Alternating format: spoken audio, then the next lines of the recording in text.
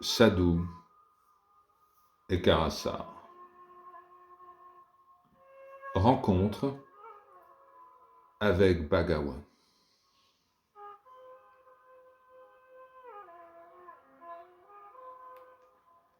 Un jour, un maître spirituel, en Chine, voulut rencontrer un grand sage.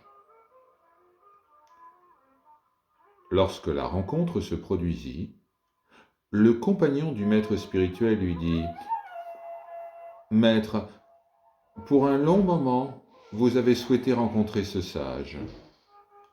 Pourquoi ne parlez-vous pas maintenant que vous êtes en face de lui ?» Le maître répondit « La seule chose à faire, c'est regarder ce sage. Il n'y a pas besoin de parler. Il suffit juste d'être en sa présence pour faire l'expérience de la rencontre. » Lorsque je fus mis en présence de Sri Ramana Maharshi, la même chose se produisit lorsque je le rencontrai pour la première fois. Et durant toutes ces années où je le vis, encore et encore, spécialement durant les 3 années où je restais à ses côtés pratiquement sans interruption, je trouvais très difficile de pouvoir parler ou de pouvoir écrire à son sujet.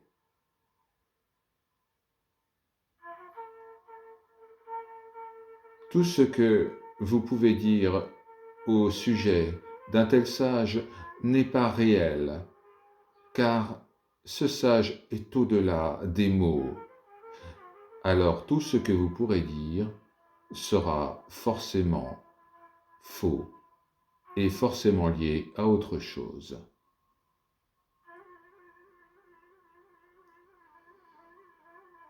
Donc, si je suis en Inde et que quelqu'un me demande d'écrire ou de parler de Sri Ramana Maharshi,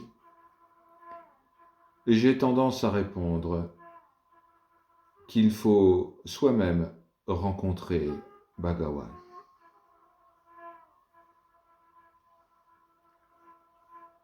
Les Occidentaux me demandaient souvent « Mais que fait donc Sri Ramana Maharshi ?»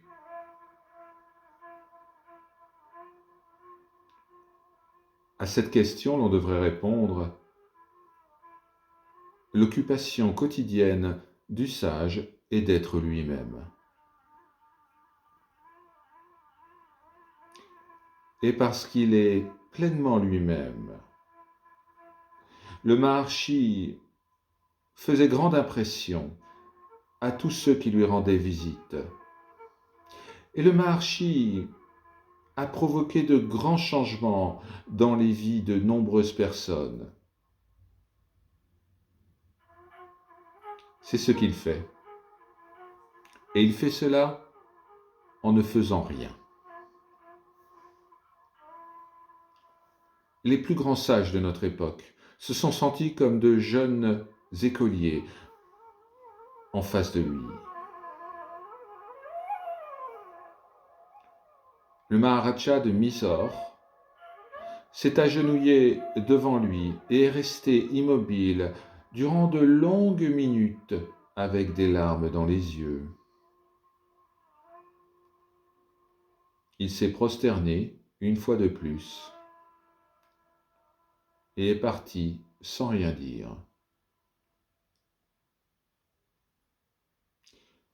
Si un homme avait accompli une bonne action exceptionnelle en ce monde et qu'il s'asseyait en présence de Ramana Maharshi, il réaliserait que ces bonnes actions ne sont rien comparées à l'action de réalisation du sage. Si un homme devait écrire le plus grand livre du monde et venait et s'allongeait en face de Ramana Maharshi, offrant ce livre comme une offrande, il réaliserait que le sage est un livre encore plus grand, écrit jour après jour, sans besoin de stylo, d'encre et de papier, sans intermédiaire, sans effort conscient. Il s'écrit au sein de l'intimité de chaque homme et de chaque femme à qui il est présenté.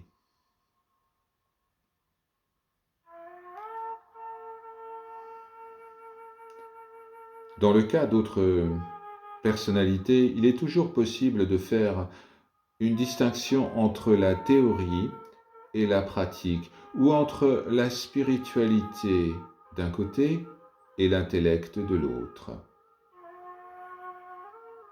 Avec le Maharshi, aucune distinction n'existe. Il est au-delà du temps. Son immortalité se tient au-delà de chaque mot, de chaque regard. Il vit dans le cœur intime de tous ceux qui ont eu l'immense privilège de venir et de s'asseoir en sa présence. Ceci est reflété de manière très incomplète dans tous les livres et les articles qui ont été écrits à son sujet. Ça ne pourrait pas être différent de cela. Personne ne peut décrire Dieu ou la vérité.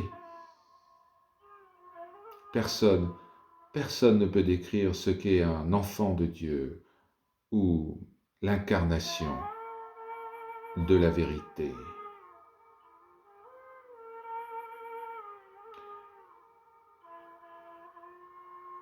Après avoir étudié les vies et les méthodes d'enseignement des saints et des sages de ce monde, on réalise que Sri Ramana Maharshi était un être à part. Personne n'a réalisé Dieu en entendant simplement son nom.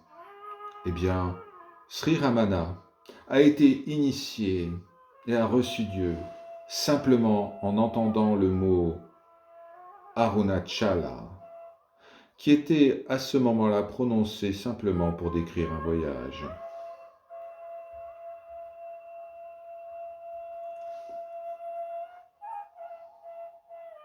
Sri Ramana Maharshi a reçu un héritage spirituel sans avoir demandé quoi que ce soit.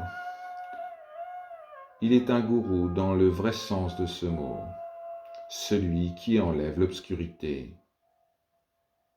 Ses voies sont directes et simples, mais si profondes que rarement une conscience peut saisir l'infinité de ce message. Bien des hommes et des femmes sont venus à lui pour une question précise. Ils ne comprennent pas qu'ils se tiennent devant l'initiation véritable au mystère de l'être.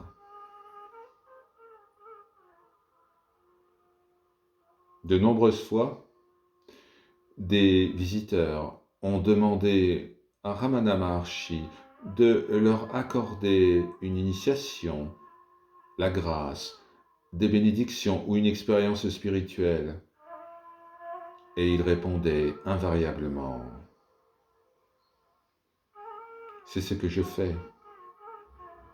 Si vous ne le percevez pas, est-ce de ma faute ? »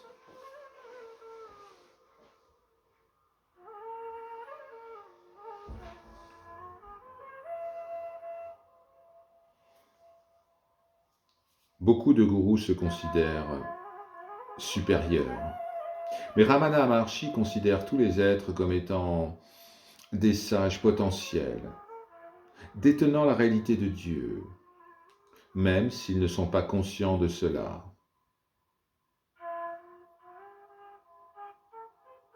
Sri Ramana proclame que l'héritage divin est toujours présent, prêt à être donné. La réalité de Dieu est toujours présente dans le cœur de chacun.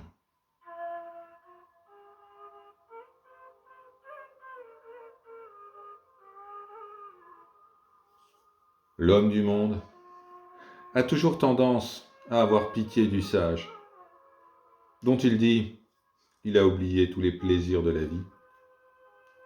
Mais le sage, cependant, regarde l'homme du monde avec sympathie, parce que cet homme du monde ne sait pas ce qu'est le vrai bonheur.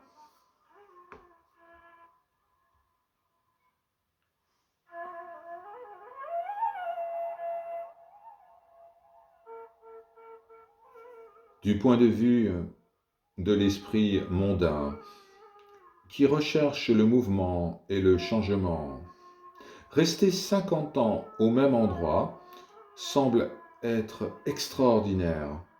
C'est effectivement unique. Mais Sri Ramana Maharshi n'a jamais considéré cela comme étant remarquable. Il s'est simplement installé au pied du grand aimant du monde, le centre du cœur, et est devenu immobile et immuable, comme son maître, le Seigneur Arunachala.